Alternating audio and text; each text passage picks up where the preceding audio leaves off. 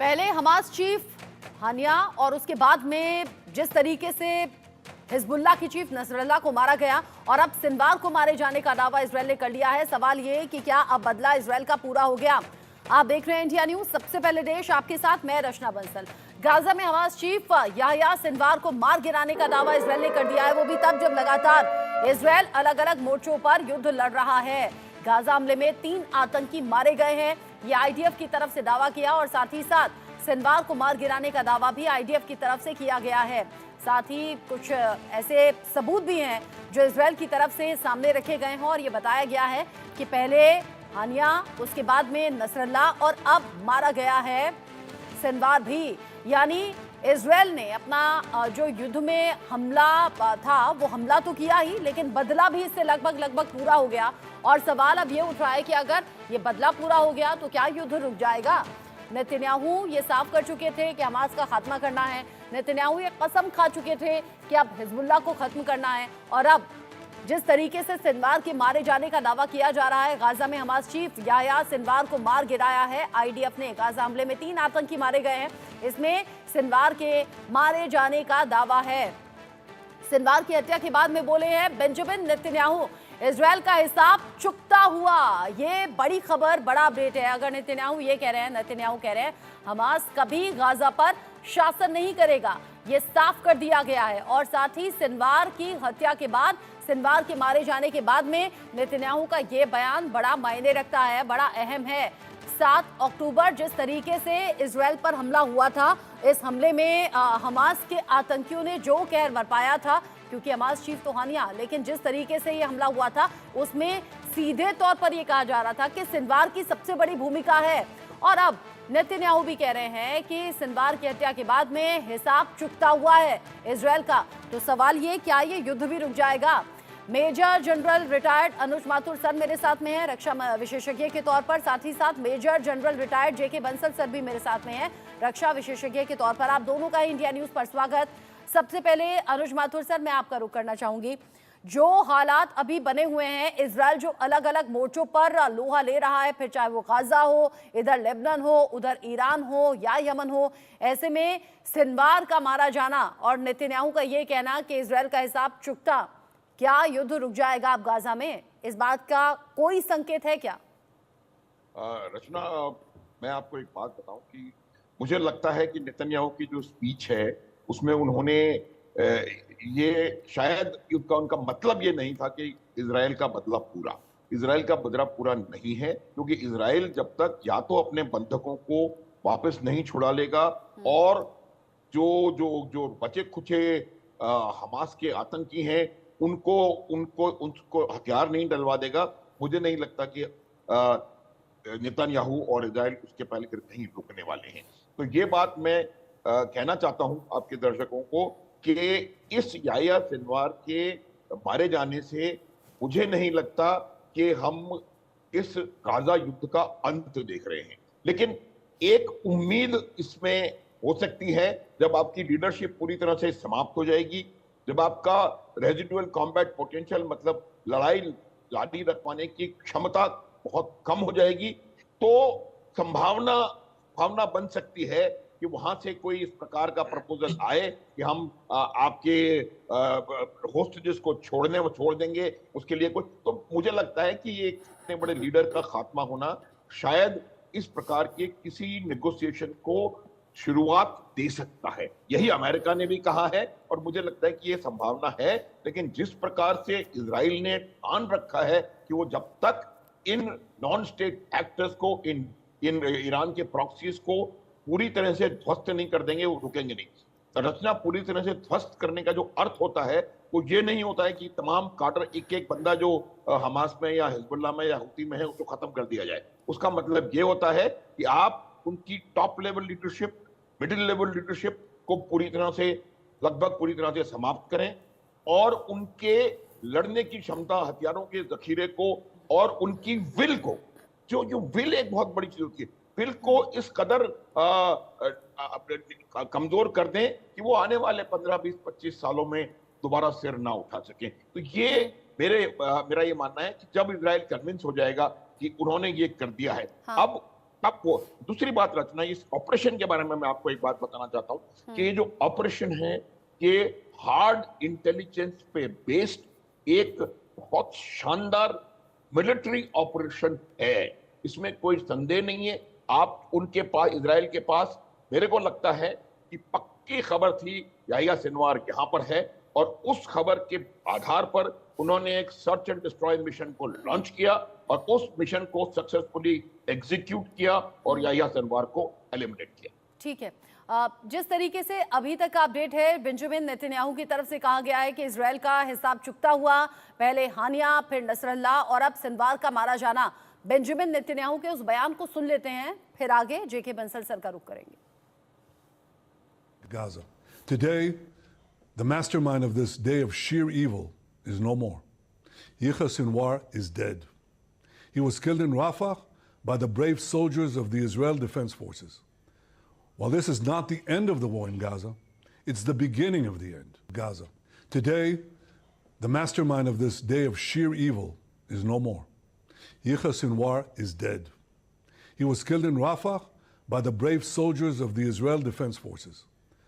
While this is not the end of the war in Gaza, it's the beginning of the end.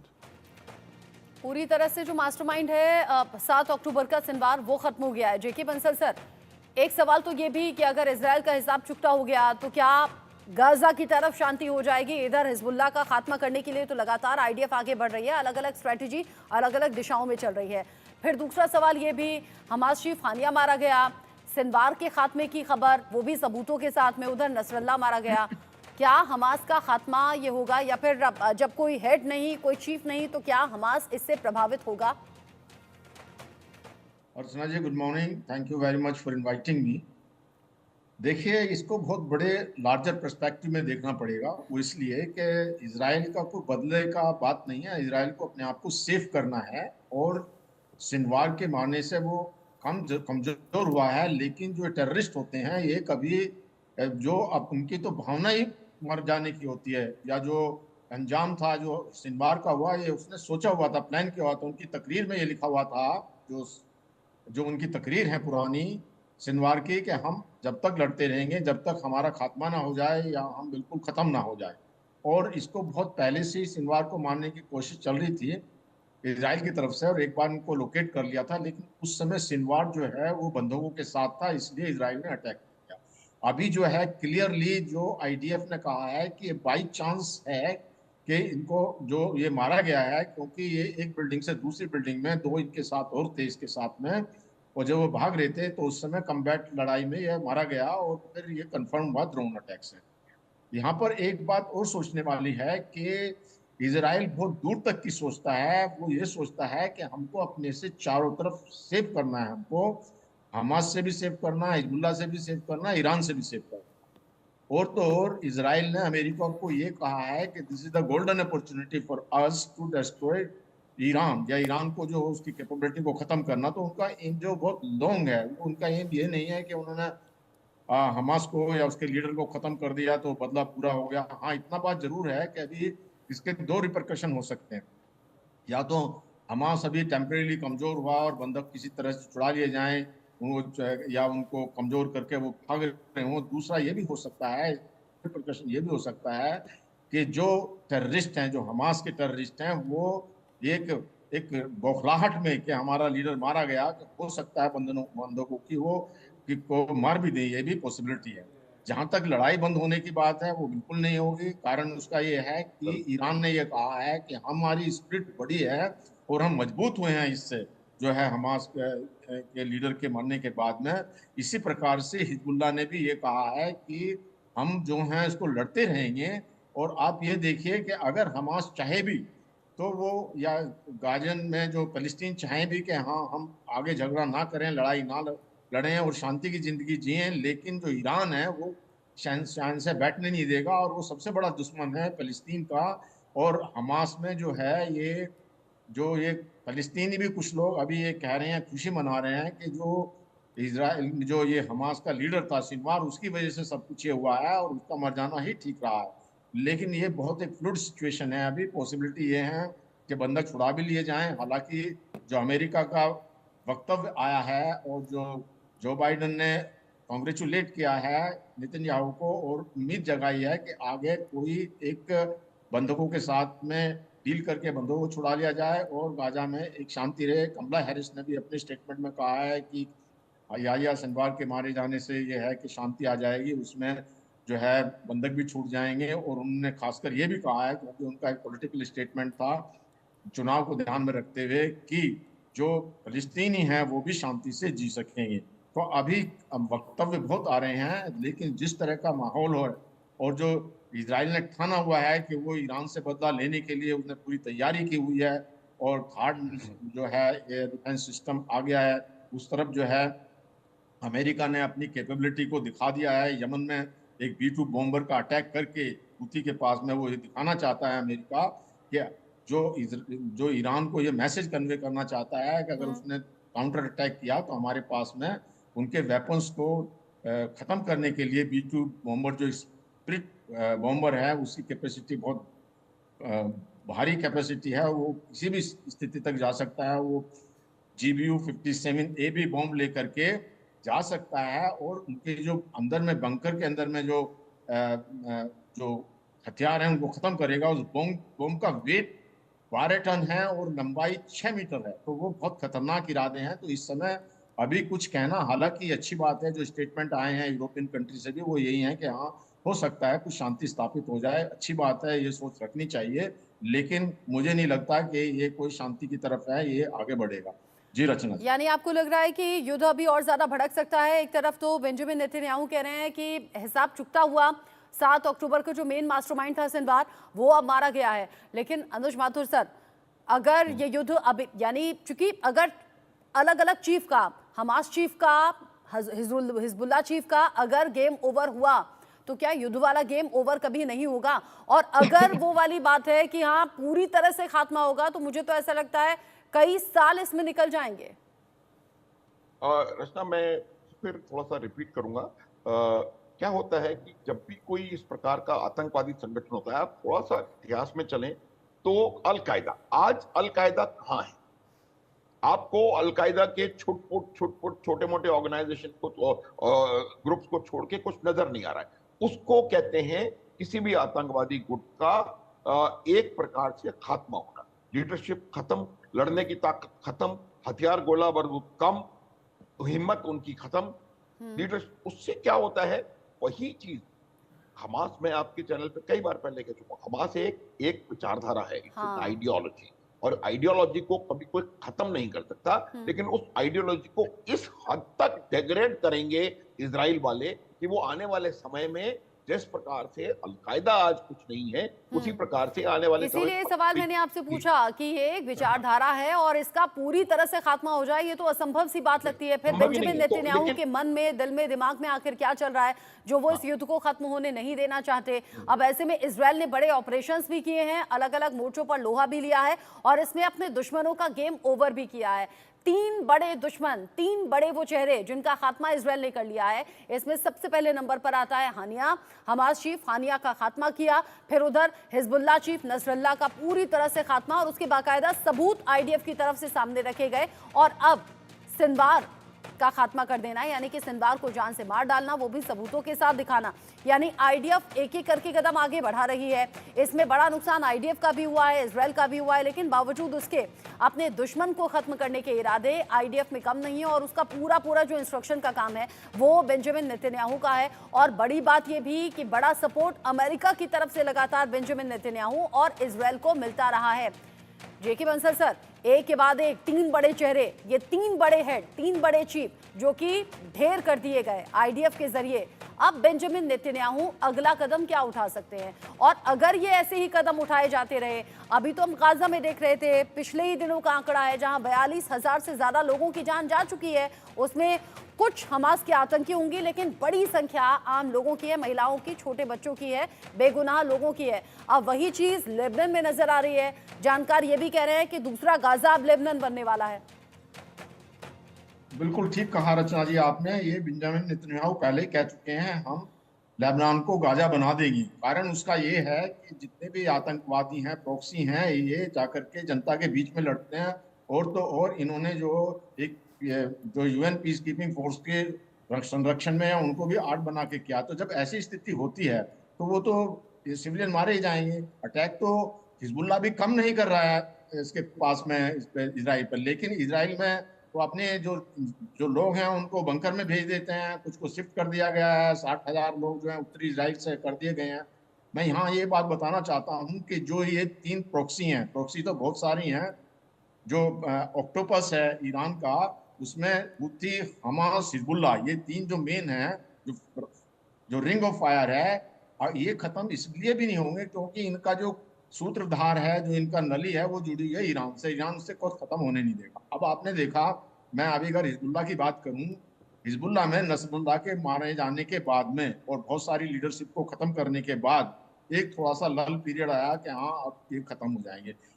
लेकिन अगर आप देखा जाए तो जो हिजबुल्लाह के अटैक वो बहुत ज्यादा हो गए हैं, और वो जो इसराइल के ऊपर में, चाहे तेल अवीव ले लीजिए, हाइफा ले लीजिए, बहुत अटैक कर रहे हैं। अभी जो एक और बहुत बड़ा सरप्राइज ये हुआ है कि इसराइल को भी ये पता नहीं था कि हिजबुल्लाह के पास में नेवी है, लेकिन कल परसों जो है हिजबुल्लाह ने नेवी के थ्रू भी अटैक किया है। और नेवी के थ्रू जो अटैक किया है उसमें उनके पास में रशिया तक की मिसाइल आई हुई है और जो ईरान की मिसाइल आई हैं, और जो पूरा ईरान सपोर्ट कर रहा है। तो इनको सबको देखते हुए ये कैसे कहा जा सकता है कि अभी युद्ध खत्म होगा? नहीं होगा बिल्कुल भी युद्ध। जो ईरान जब तक इसको सपोर्ट करता रहेगा, और ईरान के साथ में उधर में जो चाइना, रशिया और उत्तरी कोरिया आ गए हैं, धड़ाधड़ हथियार आ रहे हैं उनके पास से, तो ये लड़ाई तो बढ़ती ही रहेगी। अब जो देखने वाली बात ये है कि जो कोई सरप्राइज एलिमेंट्स इसराइल के पास में है और वो कोई ऐसा विध्वंस मचाता है कि ईरान को बिल्कुल इनकेपेबल कर दे, उसकी लीडरशिप को खत्म कर दे, उनकी रिफाइनरी खत्म कर दे, न्यूक्लियर साइट खत्म कर दे, उनकी एयर बेस और मिलिट्री बेस, मिसाइल प्रोडक्शन सब बंद कर दे, तो उसके बाद में जो ईरान इस स्थिति में नहीं रहता काउंटर अटैक करने की, तब तो ये युद्ध बंद होगा। नहीं तो अगर जो इजराइल के हमले के बाद में काउंटर अटैक होता है ईरान से, तो फिर जो है अमेरिका आ जाएगा युद्ध में सीधा, और उसने अपने B-2 बॉम्बर जैसे घातक हथियार वहां पर भेज दिए हैं। और फिर डायरेक्ट जब कूद पड़ेगा इसमें लड़ाई के मैदान में, तो ये लड़ाई और बढ़ेगी। और फिर जब अमेरिका सीधा आ जाएगा तो चीन, रूस तो वो भी सामने आएंगे। पर बात यह है कि अब ये देखने वाली बात है, जो ये खेमे हैं, जो जो यूरोपियन, नेटो, अमेरिका, इसराइल, जो ये खेमा, और दूसरे खेमा हो गया चीन, रूस, उत्तरी अमेरिका और ईरान, दोनों के पास में कितने हथियार हैं, ये देखने वाली बात है। हालांकि जो इकोनॉमी है रूस की कम है, ईरान की तो खत्म ही है, चीन की भी अमेरिका से बहुत कम है, और उत्तरी कोरिया की भी खत्म है। लेकिन इन्होंने अपनी इकोनॉमी को ध्यान में ना रखते हुए अपने जो हथियार के प्रोडक्शन है वो बहुत ज्यादा बढ़ाए हुए हैं। चीन जो है वो थोड़ा सोच समझ के चलता, वो देखेगा मेरे को क्या फायदा है, वो बजाय इधर फोकस करने के लिए उसने जो अपना ताइवान पे कब्जा करने का जो मन बनाया हुआ है। तो ये अभी बड़ी अनसर्टेनिटी है। ये जो कुछ थोड़ा क्लियर पोजीशन तब होएगी कि जो एक इजराइल ने ठाना हुआ है कि मुझे जो अटैक करना है ईरान के ऊपर में, उसके बाद में होती है। अब जो इजराइल देर कर रहा है वो इसलिए कर रहा है कि अपने आप को सुरक्षित करने की, पहले उसने थार्ड मिसाइल बनाई, फिर काउंटर अटैक करने के लिए B-2 बॉम्बर आ गया, तो उसमें जो है ईरान वो अपना कोई मजबूत कर रहा है कि काउंटर अटैक को फेस कर सके। लेकिन उसी के हिसाब से जितना समय जा रहा है, क्योंकि 1 अक्टूबर को ईरान ने अटैक किया था इसराइल के ऊपर, उसके बाद में जो ईरान भी अपने आप को बहुत मजबूत करता जा रहा है। जो रूस से हथियार ले रहा है, चीन से ले रहा है, उत्तरी कोरिया से, और जो अरब ममालिक हैं उनमें सब में वो डिप्लोमेसी बढ़ा करके एक जो है माहौल क्रिएट कर रहा है, जो जितने भी मुस्लिम कंट्रीज हैं उनको साथ लाने का। तो ये इस समय कुछ भी कहना बहुत मुश्किल है। हालांकि जब एक इजराइल की तरफ से अटैक होगा, लार्जर पर्सपेक्टिव उसके साथ में आएगा। अभी तो ज्यादा से ज्यादा ये हो सकता है कि बंधक छुड़ा लिए जाएं और जो है उस तरफ से कुछ अलग अलग तरीके से माहौल बनाने की कोशिश भी है। बंदूकों की संख्या मुट्ठी भर, लेकिन उसके जवाब में अब हजारों लोगों की जान जा चुकी है। 42,000 से ज्यादा लोगों की जान तो इधर गाजा में चली गई है, और उधर इजराइल को भी अच्छा खासा नुकसान। IDF के भी सैनिक लगातार इस युद्ध में मारे गए हैं। अनुज माथुर सर, अमेरिका का नाम जब भी सामने आता है इजराइल का साथ देने के लिए, बेंजामिन नेतन्याहू का साथ देने के लिए, तो कुछ खबरें चुनाव को लेकर भी उठती हैं। अभी के सिनेरियो में और चुनाव आते आते या चुनाव के बाद ये माहौल बदलेगा क्या? ऐसी संभावना है क्या कि इलेक्शन तक इस मुद्दे को जिंदा अमेरिका या जो बाइडेन रखना चाहते हैं और बाद में सिनेरियो चेंज होगा, तो हो सकता है बेंजामिन नेतन्याहू उस तरीके से सपोर्ट ना पाए और युद्ध की कुछ और दिशा हो जाए। रचना, मैं इस बात को थोड़ा सा अलग तरीके से देखना चाहूंगा। जो स्टेटमेंट्स आ रहे हैं, वो स्टेटमेंट्स चुनाव को ध्यान में रखते हुए दिए जा रहे हैं। वो अगर यूं कहना चाहते हैं कि इजराइल की हथियार की सप्लाई बंद कर दी जाए या कुछ और इस प्रकार के उन्होंने स्टेटमेंट दो चार आए हैं, वो सिर्फ और सिर्फ चुनावी मुद्दा है। और क्योंकि वहां पर एक बहुत बड़ी संख्या में वोटर ऐसे हैं जो कि फलस्तीन के समर्थक हैं, और दूसरे बहुत बड़ी संख्या में वहां पर मुसलमान वोटर भी हैं जो कि आमतौर पे इसमें इजराइल के खिलाफ हैं। तो उनको भी मद्देनजर रखते हुए स्टेटमेंट्स दिए जाएंगे। लेकिन मेरा ये मानना है कि अमेरिका का सपोर्ट इजराइल के लिए कभी भी खत्म नहीं होने वाला है। ये बात आप मान के चले। और इजराइल की एक बड़ी ताकत जो है वो अमेरिका द्वारा दिया जाने वाला कंटिन्यूअस सपोर्ट है। उनको मॉरली, उनको फिजिकली, वेपन वाइज हर प्रकार से वो सपोर्ट दे रहे हैं। और इकोनॉमिकली कैसे कि जो इजराइल के दुश्मन हैं उन पे जबरदस्त सैंक्शंस लगा करके उनकी एज इट इज गिरती हुई अर्थव्यवस्थाओं के ऊपर और ज्यादा दबाव डाल करके, ये तमाम तरीके से अमेरिका जो है वो इजराइल का लगातार सपोर्ट करता चला जाएगा। इलेक्शन और नो इलेक्शन, इलेक्शन के बाद घर होकर के आएंगे, डायरेक्टली को बोलेंगे, वो मैं अभी थोड़ा सा प्री मैच्योर होगा। लेकिन ये बात आप मान लें कि अमेरिका का सपोर्ट इजराइल को कभी भी समाप्त नहीं होगा। रचना, पहली बात। दूसरी बात यह है कि जिस प्रकार से अमेरिका ने देखिए, जो बाकी अरब वर्ल्ड है, ईरान का प्रयास ये था कि किसी प्रकार से इसको ग्लोबल धर्म युद्ध में कन्वर्ट किया जाए और जितने भी मुसलमान देश हैं उन सबको इकट्ठा करने का प्रयास किया। लेकिन जो वहां के कई राष्ट्र हैं उनके कारोबारी हित अमेरिका के साथ अलाइन करने में है। उनको ये बात क्लियर समझ में आ रही है कि आज की दुनिया में अर्थव्यवस्था का मजबूत होना सबसे बड़ी ताकत है। आज अमेरिका इतनी बड़ी ताकत क्यों है? क्योंकि अमेरिका की अर्थव्यवस्था और अमेरिका के पास पैसा सबसे ज्यादा है। तो ये चीज उनको समझ में आ रही है और इस वजह से वो अलाइनमेंट अमेरिका से, यूरोपियन नेशन से और दूसरे नेशन से जिनके साथ उनके कारोबारी संबंध होने चाहिए, व्यापार होना चाहिए, वो कर रहे हैं। तो मेरा ये मानना है कि ये एक ग्लोबल धर्म युद्ध में कन्वर्ट नहीं होने वाला, पहली बात। और दूसरी बात, अमेरिका का सपोर्ट इजराइल के लिए कभी भी खत्म नहीं होगा। ये मेरा फर्म बिलीफ है। तो ये बात मानने की रचना। जिस तरीके से अभी तक के हालात बने हुए हैं, जेके बंसल सर, सॉल्यूशन कोई नजर आता है क्या दूर दूर तक? देखिए, सोल्यूशन नजर नहीं आता और मैं जनरल माथुर की बात से बिल्कुल सहमत हूँ पूर्णतया कि इजराइल को हमेशा सपोर्ट बना रहेगा अमेरिका का। ट्रंप तो और भी ज्यादा कहते हैं कि मैं तो और ज्यादा सपोर्ट करूंगा, और उसके परमानेंट कारण ये है कि इजराइल बड़ी जबरदस्त लॉबी है। बहुत जो इजराइल के लोग हैं वहां पर, यहूदी बहुत स्ट्रांग है फाइनेंशियली भी, और इकोनॉमिक जो वहाँ की काफी हद तक कंट्रीब्यूशन करते हैं। दूसरा, अमेरिका का इंटरेस्ट है मिडिल ईस्ट के अंदर में, वहाँ जब जो इजराइल उनका बहुत बड़ा एक बेस है सपोर्टर। तो ये तो एक समझिए कि अमेरिका और इजराइल का बड़े भाई और छोटे भाई जैसा नाता है। जब कभी इजराइल कुछ ज्यादा करता है तो जैसे बड़े छोटे को डांट देता है, और थोड़ा बहुत डांट डपट करके वो कंट्रोल में करने की कोशिश करते हैं, लेकिन कभी उसके अगेंस्ट या उनके इंटरेस्ट को हमेशा ध्यान में रखा जाए। अब रही बात इसकी कि देखिए, सोल्यूशन है। सोल्यूशन ये है कि इजराइल ने एक प्रपोजल दिया है, और जब अब हिजबुल्लाह के ऊपर बहुत ज्यादा जबरदस्त वार हुआ तो हिजबुल्लाह भी युद्ध विराम की बात करने लगा, और ईरान ने भी ये कोशिश की कि युद्ध विराम हो जाए। तो इजराइल ने प्रपोजल दिया है कि आप जो है जो लितानी रिवर के पार हो जाएं और इधर हिजबुल्लाह ना रहे दक्षिणी लेबनान के अंदर। दूसरा ये है कि वो सरेंडर कर दे, अपनी आर्म छोड़ दे। और तीसरा उन्होंने ये कहा है कि अगर कोई घटना बाद में ये करते हैं या किसी तरह की, तो हम फ्री हैं इनके ऊपर अटैक करने के लिए, उसको कंट्रोल करने के लिए सीरिया तक में।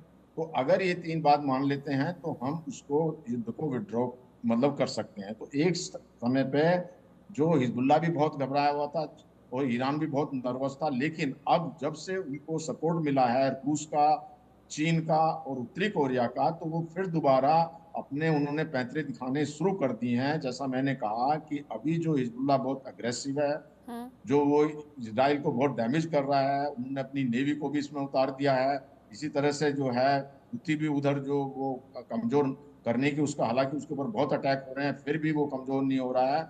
और हमास को भी जैसे हथियार पहुंचेंगे और इनको जो फिर आर्म कर देगा ईरान, और हमास भी अपने जो है वो कदम पीछे नहीं हटाएगा, क्योंकि ये एक अब टेररिस्ट सवाल ये ऑर्गेनाइजेशन कि कोई कदम पीछे ना हटाए, सोल्यूशन अभी तो दूर दूर तक इन युद्ध के हालातों का नजर नहीं आ रहा है, यानी कि जो भीषण स्थिति है वो और ज्यादा खतरनाक अभी आने वाले दिनों में हो सकती है।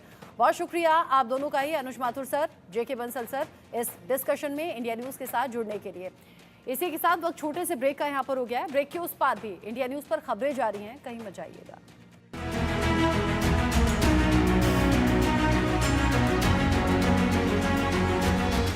Grade A office and retail spaces at ACE 153. Call